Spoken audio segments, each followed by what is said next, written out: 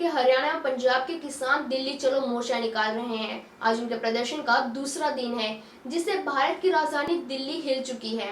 ऐसे में आम जनता के मन में सवाल उमड़ रहे हैं कि देश के लगभग हर राज्य में खेती होती है, लेकिन केवल हरियाणा और पंजाब के किसान प्रदर्शन क्यों कर रहे हैं। दरअसल भारत में 25% अनाज केवल हरियाणा और पंजाब से उगाए जाते हैं और ज्यादातर किसान धान एवं गेहूं की खेती करते हैं, जबकि आसपास के राज्यों के किसान अपने फसलों का डाइवर्सिफाइड करते हैं, यानी कि अन्य फसलों की भी उगान करते हैं और साथ ही स्थानीय बाजारों में जिस काम की मांग होती है वे वो काम भी करते हैं, जिसकी वजह से उनके पास ज्यादा ऑप्शन होते हैं, जबकि हरियाणा और पंजाब के किसानों के पास नहीं रहते। इसके लिए वो प्रदर्शन के लिए सड़कों पर उतरे हैं। प्रदर्शन करके किसान अपनी बात सरकार तक पहुंचाना चाहते हैं, लेकिन इनके पीछे से राजनीतिक पार्टियां अपने वोट जोड़ने में लगी है, तो वहीं कई आतंकी संगठन, खालिस्तान जैसे आतंकी संगठन अपने मंसूबों को भांप रहे हैं। ICB 24 न्यूज एक्सक्लूसिव में देखिए कि भोले भाले किसानों के पीछे से कौन अपने मंसूबों को भांप रहा है और कौन अपने इरादों में कामयाब होने के राह में है। किसानों के इस आंदोलन को कैसे कांग्रेस, आम आदमी पार्टी और शिरोमणि अकाली दल संजीवनी बूटी बनाना चाहते हैं और कैसे अब इस आंदोलन में शामिल कुछ किसान खालिस्तान के हाथों का खिलौना बन गए हैं। ये सारी बातें समझने के लिए हमारी ये रिपोर्ट देखिए। इसके बाद हम किसानों की शंकाओं का समाधान करेंगे।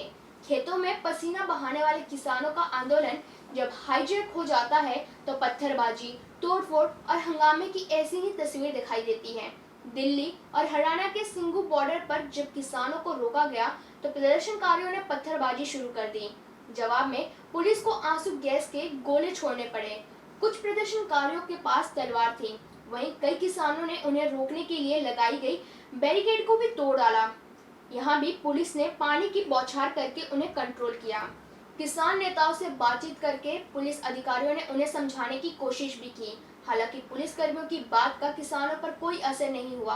पुलिस अपील करती रही, लेकिन किसान उन पर धौंस जमाते रहे। शुक्रवार को पूरे दिन दिल्ली की अलग अलग सीमाओं पर पुलिस और किसानों के बीच ये संघर्ष चलता रहा। हालांकि दिन भर के हंगामे के बाद सरकार ने किसानों को दिल्ली के बुराड़ी में प्रदर्शन करने की इजाजत दे दी। इन किसानों का दावा था कि दिल्ली में शांतिपूर्वक प्रदर्शन किया जाएगा, लेकिन ये जो कह रहे हैं वो सच्चाई से अलग है। किसान आंदोलन में आए एक आंदोलनकारी ने कहा, हमारा मकसद रोड ब्लॉक करना है, तब इनके कानों पर जू रेंगेगी। वहीं कई किसानों को कृषि कानून बिल के बारे में सामान्य जानकारी भी नहीं थी। प्रदर्शनकारियों का दावा है कि वो अगले 6 महीने तक सरकार के खिलाफ आंदोलन चलाने की तैयारी कर चुके हैं। मुद्दा देश के सबसे बड़े वोट बैंक यानी किसानों से जुड़ा है, इसलिए अब राजनीति भी शुरू हो गई है। पंजाब के किसानों द्वारा किए जा रहे इस आंदोलन पर पाकिस्तान की भी नजर है। पाकिस्तान इन आंदोलन में खालिस्तान समर्थकों की एंट्री चाहता है, ताकि इस आंदोलन को और उग्र बनाया जा सके। इस आंदोलन में पाकिस्तान भी अपने लिए एक शानदार अवसर देख रहा है और इस आंदोलन में खालिस्तानियों की एंट्री इसी बात का सबूत है। आपको खालिस्तान की भाषा में प्रधानमंत्री मोदी को दी गई धमकी सुननी चाहिए। विदेशों में जो संगठन खालिस्तान का समर्थन करते हैं, वो भी इस आंदोलन के विरोध में अलग अलग तरीकों से प्रचार कर रहे हैं। इस आंदोलन को विदेशों में बसे कुछ भारतीयों को भी समर्थन मिल रहा है।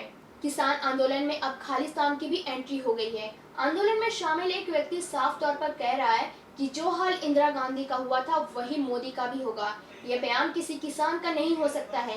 ये खालिस्तान की भाषा है और अभी इस आंदोलन से अहंकार की बू आ रही है। वहीं पंजाब के बरनाला से आई एक तस्वीर में प्रदर्शनकारियों के हाथ में भिंडरवाला की फोटो नजर आई। बता दें कि भिंडरवाला खालिस्तान आतंकवादी था और उसे ही स्वर्ण मंदिर से बाहर निकालने के लिए ऑपरेशन ब्लू स्टार चलाया गया था।